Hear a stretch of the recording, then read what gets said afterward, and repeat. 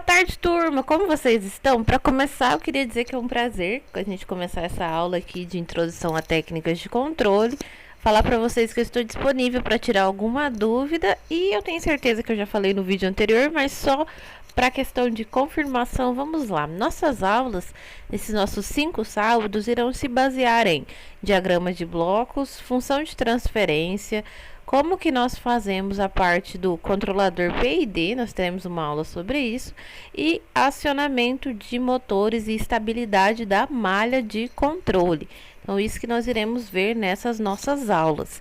Na nossa primeira aula de hoje, nós vamos começar com uma introdução, falando o que é técnicas de controle, o que é automação, os tipos de controle, e depois nós iremos ver sobre a questão do diagrama de blocos, que é uma base para a gente ter para a função de transferência, controlador PID e assim sucessivamente. Então vamos lá.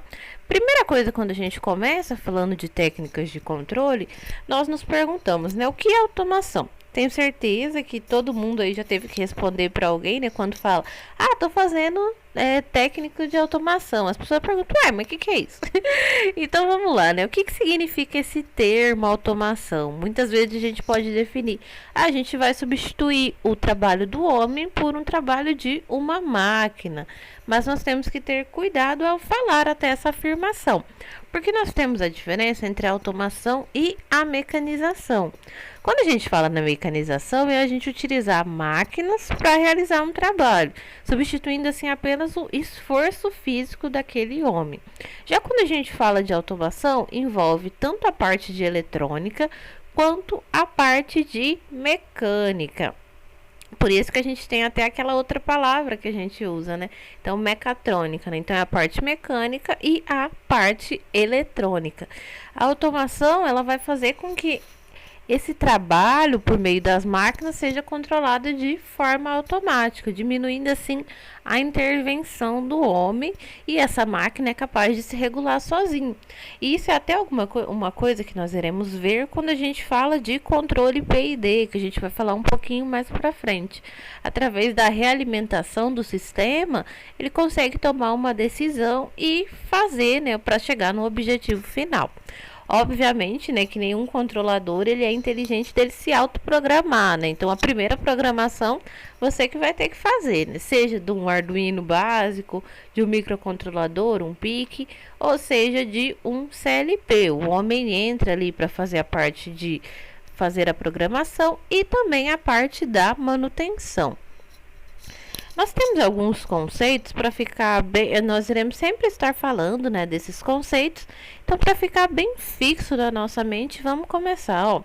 O que é um sistema? Quando a gente vai falar, né, de um sistema de automação, de outros tipos de sistema, nós estamos falando de um conjunto de partes que vão ser conectadas ou que estão relacionadas de alguma forma para a gente formar um todo. Então, o sistema, nós podemos dizer, né? Se a gente está analisando ali uma máquina só, o sistema pode ser uma entrada dessa máquina, a máquina e a saída. Se nós estamos analisando uma planta inteira de uma fábrica, nós podemos dizer que tudo também é um sistema. Então, depende muito de onde nós estamos até fazendo essa análise. Quando nós falamos de um controle, o controle é como que aquele sistema ele vai agir para a gente ter o nosso resultado específico. Então, a gente vai ter um sistema e ele vai ter que agir de uma forma, né? Ele vai ter que realizar esse controle de uma forma para chegar no nosso objetivo final. O controlador vai ser utilizado para se ter esse controle do sistema. Então, esse controlador pode ser de vários tipos, né? Um dos mais utilizados é o CLP, que é o nosso controlador lógico programável. E o sistema de controle é a junção do sistema a ser controlado com o controlador. Outros conceitos que a gente sempre fala em técnicas de controle são sobre as variáveis que nós estaremos utilizando, né? Então, essas variáveis, tanto que nós iremos manipular, nossa variável de entrada, nossa variável de saída, que nós temos no meio do nosso circuito, do nosso sistema. Então, todas essas questões cada variável vai receber um nome. Então, vamos passar aqui pelos conceitos dessas variáveis. Vamos lá, ó. Quando nós temos uma variável de processo, né, chamado OPV, né, nós temos o quê? Uma quantidade, uma propriedade ou uma condição física que vai indicar o controle do nosso processo. Quando nós falamos de uma variável controlada, é aquela que a gente escolhe manipular para a gente ter ali o nosso resultado que nós queremos obter. E a nossa variável manipulada, que é a que vai causar uma variação rápida na que nós estamos controlando e que ela vai ser fácil de manipular. Às vezes pode parecer tudo muito igual, muito parecido, mas vamos colocar em um exemplo depois desse slide aqui, que vai ficar bem mais fácil de a gente conseguir falar qual que é qual. A perturbação, até o próprio nome já é mais fácil da gente saber, né, que vai ser um ruído, qualquer alteração que possa ocasionar, né, a nossa saída ter uma diferença do que a gente espera. E o nosso valor desejado é aquele sinal de entrada que vai ser o valor que a gente vai querer ter lá no final, chamado nosso set point, que vai trabalhar ali junto com a nossa variável controlada. Vamos lá usar um exemplo para ficar bem mais fácil da gente fixar essas questões desses conceitos. Vamos colocar que a gente tem um sistema de aquecimento de água a vapor que ele tem que estar nessa temperatura de 75 graus Celsius. O que a gente tem? O nosso valor desejado ali, que é o nosso set point, é os 75 graus Celsius. Então, a gente sempre vai querer que a nossa água esteja nessa temperatura. Esse é o nosso valor desejado. O que a gente precisa controlar para a gente garantir que a gente tem os 75 graus Celsius? Então, nós temos que controlar, né, fazer essa medição da temperatura da nossa água para a gente garantir 75 graus Celsius. E a variável que a gente pode manipular para a gente conseguir alterar essa temperatura, então essa variável que nós iremos fazer a manipulação é a vazão do nosso vapor. Então, se a gente precisa chegar mais próximo desse nosso set point, nós iremos ali manipular a nossa variável e aumentar essa vazão. Ou se a gente está passando desse nosso valor, nós iremos diminuir essa vazão. Então, dessa forma, são os três conceitos que nós mais utilizamos. Nós mais utilizamos a variável controlada, a manipulada e o nosso set point. Set point, valor desejado. A manipulada, o que a gente pode alterar no nosso sistema para a gente chegar no nosso set point. E a controlada, que é o que nós iremos fazer ali a medição para a gente conseguir ver a parte do nosso set point, fazer uma comparação. Falando então sobre sistemas de controle, né, nós vimos sistema de controle é quando nós temos o controlador e o nosso sistema, né? Então, o nosso controlador está fazendo ali o controle do nosso sistema. O que nós temos? Nós teremos uma entrada, que pode ser um estímulo, pode ser ali o nosso set point, o nosso sistema como um todo e a nossa saída. Nosso sistema de controle, né, então, ele está presente no nosso dia a dia, seja num elevador, seja num satélite de comunicação. Nós temos em vários processos e eles podem se apresentar de várias formas. Nós temos, em malha aberta, que o que significa isso? Que o nosso controle, na nossa ação de controle, independe da nossa saída. A nossa saída ela não vai ter um efeito no nosso controle. Por quê? Vamos olhar aqui para o nosso diagrama. Nós temos nossa entrada, nosso controlador. Então, conforme nós tivermos a nossa entrada, nosso controlador vai tomar uma decisão. O nosso controlador vai alterar na nossa planta e nós teremos uma saída. Mas essa nossa saída não realimenta esse nosso sistema. Então, a nossa saída não tem nenhuma influência. A gente não consegue fazer essa verificação. A gente não faz nenhuma medida. Um exemplo prático disso é uma máquina de lavar roupa. A gente programa, né, a opção na molhar, lavar, enxaguar, coloca qual que é o tipo de roupa, qual que é o tipo de tecido, através de coisas pré-determinadas, né? São tempos pré-determinados pelo programador. Só que a máquina, ela não vai identificar, né? Ela não vai verificar se foi bem limpa, se a roupa está bem limpa, se não aconteceu nada com o seu tecido. Ela não verifica, ela apenas executa e a gente não tem ali um controle da nossa saída. Então, é um exemplo de malha aberta. Quando nós falamos de malha fechada, nós iremos, essa nossa saída vai realimentar o nosso controlador para a gente tomar uma outra decisão.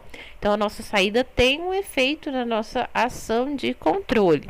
O que acontece, né? Essa nossa saída, ela já é comparada com a entrada e para reduzir assim o nosso erro, para a gente chegar o quê? Naquele nosso valor desejado, naquele nosso set point. Então, a gente tem ali a medição da nossa variável, nós temos um elemento de medição, né, que é algum tipo de sensor, e ele manda uma informação para o controlador, que vai fazer a comparação com essa entrada, e através dessa comparação ele vai tentar diminuir esse erro. E a decisão que o controlador tomar vai para a nossa planta ou para o nosso processo. Assim, a nossa saída vai se assemelhar mais com a nossa entrada, né? Porque nós temos essa verificação. Um exemplo é a gente fazer o controle de temperatura do nosso chuveiro, né? Da água de um chuveiro, e até aquele exemplo que nós vimos anteriormente. Então, dessa forma, né, um sistema de controle, nós temos aqui o nosso processo, nossa entrada, nossa saída, e nós podemos ter as nossas perturbações, né, que pode ser algum tipo de ruído, pode ser algum outro tipo de entrada, mesmo que nós temos durante o nosso processo, algo até que a gente tem que fazer, nós temos que prever, mas às vezes a gente só consegue prever depois. Quando nós falamos da parte de sistema de controle, né? Então muitas vezes a gente pensa, né? Sistemas de controle estão apenas em coisas de alta tecnologia, como aviões, satélites, agências aeroespaciais. Mas não, né? Nós temos controle no nosso dia a dia, né? Então, seja ali um banho no nosso chuveiro. Então, é um exemplo que a gente sempre usa quando a gente fala de controle. Nós podemos utilizar ali a nossa imagem. Vamos observar a nossa imagem. Nós temos ali, né, o homenzinho, ele tá tomando o banho dele ali. Nós temos que a cabeça dele vai ser o nosso controlador. Por quê? O nosso corpo, né, ele vai fazer a vez do nosso sensor. Então, se essa água estiver muito quente, o nosso corpo vai detectar ali, vai ser a vez, nossa pele, né, vai fazer a vez do nosso sensor. O atuador, né, que é essa parte de fazer a modificação, né, junto com o controlador, que na vida real, né, quando a gente fala de parte industrial, o atuador é algum tipo de válvula, pode ser algum tipo de motor. Será ali no caso desse homenzinho, é o braço dele. O que ele vai fazer? Ele vai mudar a chave seletora ali, né, do chuveiro dele, para ele conseguir chegar nesse valor desejado. Então, é um tipo de sistema de controle que a gente faz aí no nosso dia a dia e é algo que a gente consegue ver e comparar para ficar mais fácil de a gente fazer essa associação. Vamos ver então, tem dois tipos de controle, né? O manual e o automático. Qual que é a vantagem, qual que é a desvantagem? Vamos lá. Quando a gente fala de controle manual, o operador ele vai ter uma tomada de decisão, né? Então essa parte de controle de válvulas, tudo é feito de uma forma manual e diretamente feita pelo operador. O que vai acontecer, né? O operador ele vai atuar, observar a medição dessa variável, entretanto, não tem uma realimentação física, né, entre a atuação e a medição. Então, a gente consegue observar ali, né, o operador ele está com a mão ali no fluido aquecido, fazendo a vez do sensor, e ele está fazendo alguma modificação ali no vapor para conseguir chegar no valor que ele deseja, mas tudo de uma forma que ele não consegue ter esse valor real, nesse valor exato. Então a gente vê, né, o fluido que está sendo aquecido, né, entra nesse trocador de calor pela parte ali da direita e na região superior do trocador, né, vai sair o fluido que foi aquecido. E esse homenzinho, né, esse operador, ele está fazendo essa medição com a própria mão. Ele vai atuar na válvula de vapor conforme o que ele deseja. Entretanto, né, ele não tem ali um sensor para saber realmente, né, quanto que ele está medindo. Então, acaba que a gente não vai ter um valor exato sempre e cada vez vai sair com um valor. Dessa forma, eu até já adiantei, né, quais serão as vantagens e as desvantagens. Na vantagem, a gente fala ali de um custo mais baixo de compra, instalação, operação e também manutenção. Porque se nós teremos menos equipamentos, né, de automação, a probabilidade de quebra também diminui e a questão de manutenção também é menor. Desvantagens, né? O operador, ele tem a sua limitação, né? Tem dia que a gente não tá bem, tem distrações e isso pode acontecer do nosso objetivo final, nosso produto, no caso ali daquele nosso vapor, cada hora sair com uma temperatura diferente. E perturbações, como a questão do nosso ruído, não dá para a gente fazer essa medição. Então, a gente não consegue ter uma estabilidade desse sistema de uma forma correta. Em comparação, né, nós temos o nosso controle automático. Então, o nosso controle automático, a gente busca sempre chegar no nosso valor desejado. Para atingir esse nosso valor desejado, a gente tem que ter a parte de medição, temos que ter a parte ali, né, do nosso controlador, para a gente ter uma ação para reduzir ou anular esse nosso desvio. Então, aqui, ó, na nossa figura, nós temos o que? Uma malha fechada dessa temperatura, temos a presença de transmissores de temperatura, também temos controladores de temperatura que vão fazer essa comparação e agir na nossa válvula de vapor. O que isso nos garante? Então, qual que é a vantagem e quais são as desvantagens? A vantagem é a questão, né? Se tem algum tipo de perturbação, o sistema se adequa. Nós também teremos maior aumento da estabilidade operacional, a questão de melhora nos resultados econômicos do processo. Nós sempre iremos atender a especificação desse produto, então o que nós teremos? Mais qualidade. A gente vai utilizar os recursos e a matéria-prima de uma forma melhor, reduzir esse impacto ambiental, porque se a gente sabe, né, a quantidade exata que a gente tem que usar, a gente não vai usar em excesso. Então, por isso, a questão ambiental também é uma vantagem quando nós falamos de controle automático. Quando a gente fala de desvantagens, é a questão, né, do maior custo desse sistema, maior custo de manutenção, e ele é mais complexo. Então, você precisa de uma mão de obra mais qualificada. Então, por isso, parabéns já para todo mundo que está aqui assistindo essa aula, porque vocês estão se habilitando para poder trabalhar com esses controles automáticos. Então, aqui a gente coloca de novo, né, controle manual versus controle automático. No manual, o investimento vai ser menor, porque a gente não vai precisar de tantos equipamentos sofisticados.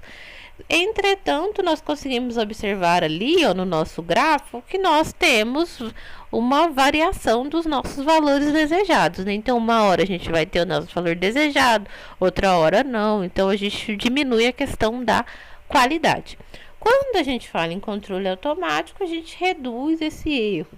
Tá, nós iremos precisar de uma mão de obra mais qualificada, de equipamentos melhores. Entretanto, nós teremos a qualidade do serviço. Aumenta a produção, aumenta a precisão, né, em relação a esse controle manual. E nós temos aí um exemplo, né? Então, no exemplinho da nossa figura, é fazer a medição ali, ó, com o olho mesmo, né? Tá entrando a quantidade de leite ali, ele tá fazendo a medição com o olho. E a atuação, nós conseguimos observar, né? Então, entrou o vapor, ele vai atuar para modificar esse leite. Mas tudo é feito de uma forma visual. Enquanto no nosso automático tudo é feito com controladores, né, com a parte de válvula, transmissores. Por último, conteúdo que nós iremos ver, né, nessa primeira aula, nesse nosso primeiro vídeo, que talvez eu deveria ter reduzido em 2 vídeos, mas a professora se empolgou. Nós vimos então, né, quais são alguns nomes, né, de algumas variáveis. Variável de processo, variável controlado, nosso set point, que é a nossa variável desejada. Nós vimos ali quais são os tipos de controle, vantagem e desvantagem. Não é que um está certo e o outro está errado, é questão de observar o que você precisa. E o diagrama de processo, né? Então, todo processo precisa de um diagrama. Vamos ver quais tipos existem. Vamos lá, então. Ó, quando a gente fala de diagrama de processos, né? Então, o que significa? Sempre a gente começa falando um contexto, né? o trabalho do técnico ele sempre vai ser mais eficaz, vai ter mais qualidade. Então, o que significa essa parte de qualidade? É a gente diminuir o retrabalho. Então, a gente não ter esse retrabalho significa que nós temos essa qualidade. E uma coisa que pode ajudar o técnico, o engenheiro a ter um trabalho mais eficaz é quando tem essa parte de planejamento. Por quê? Se você tem um planejamento, você conhece a sua planta, você consegue ter um maior domínio, um maior conhecimento daquilo que você pode realizar. Você consegue fazer ali um esquema, né, de o que você tem que fazer. Você consegue ver quais são as correções que você tem que fazer, a movimentação das pessoas, os métodos que você vai utilizar. Então, dessa forma, para isso que entra a parte do nosso diagrama, ele nos auxilia. Nós temos vários tipos de diagrama, tá? Vamos passar aqui, ó. Vocês já estudaram, né, em várias unidades curriculares. Um exemplo é o nosso diagrama eletrônico. Esse diagrama nos ajuda a montar a parte do circuito. Então, nós temos um layout de montagem com a descrição de todos os nossos componentes e para a gente conseguir, então, colocar na nossa placa eletrônica. Nós temos um exemplo aí na nossa esquerda com os resistores, os diodos, a parte ali, né, do nosso LED, nosso capacitor, que nós conseguimos ver como que é esse esquemático que depois vai para a placa eletrônica, diminuindo assim o seu erro. Outro que é muito utilizado, né, é o diagrama elétrico, que é a parte de esquemas elétricos, elementos elétricos, disjuntores, contatoras, motores, o soft starter, os inversores, que vão formar uma sequência lógica de ligação. Então, nós temos a nossa parte de comando e a nossa parte ali do nosso diagrama elétrico. Então, a gente começa aqui fazendo a parte do nosso diagrama elétrico para ligar o motor, um exemplo aqui que nós temos, e depois a gente consegue até colocar em um simulador para a gente conseguir observar se ele vai funcionar ou não. Outro diagrama que nós temos muito presente na indústria é o pneumático, que nós iremos ter a parte do circuito pneumático. Esses diagramas eles servem tanto para montagem quanto para manutenção. Então, o exemplo desse pneumático a gente tem comando, controle, a parte de sinal e elementos auxiliares. Nós conseguimos observar aí à esquerda, né? Nós temos a presença das válvulas, o pistão, a gente consegue observar onde que serão feitas as ligações e dessa forma, quando a gente for fazer uma manutenção ou fazer a própria instalação, a gente consegue seguir o nosso diagrama pneumático.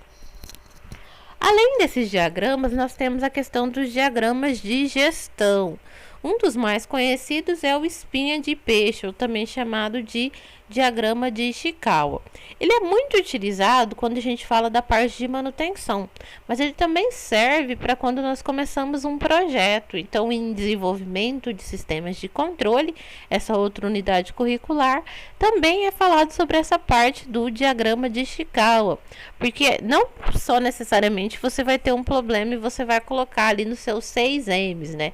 Que é a mão de obra, material, método, a máquina, a medida e o meio ambiente. Ele também serve para você ver quais são os pilares de quando você começa um novo projeto. E ele entra como um diagrama de gestão. E por último, nós temos o de instrumentação, que né? Ele vai contemplar todo o seu projeto da sua planta, né? Então, quais são as localizações, né, que você tem das suas válvulas, dos seus tanques, da parte dos seus transmissores. E ele serve para a gente ter essa localização física mesmo de cada instrumentação, né? De cada elemento de instrumentação. Isso mesmo. Então, esses diagramas, né? Cada diagrama tem a sua norma que a gente tem que se basear. Então, seja, né, para o nome, né, que a gente vai utilizar aqui, né, no diagrama de instrumentação, cada equipamento ele vai ter o seu nome, né? Então, a gente se baseia sempre em alguma norma. Então, dessa forma, nós terminamos aqui a nossa primeira parte da nossa primeira aula. Espero que vocês tenham gostado, tenham revisado alguns conceitos dessa parte de controle, de variáveis. E aí, para a nossa próxima aula, que vai ser o nosso próximo vídeo, nós iremos ver a parte do diagrama de blocos. Então, nós falamos ali, ó, do nosso controle de malha fechada e controle de malha aberta, então aí a gente já está habilitado agora para a gente conseguir ver capacitado ou habilitado. Isso aí nós estamos os dois. Para a gente conseguir fazer agora, a gente vê o que é esse diagrama de blocos. Então vamos lá para nossa próxima aula.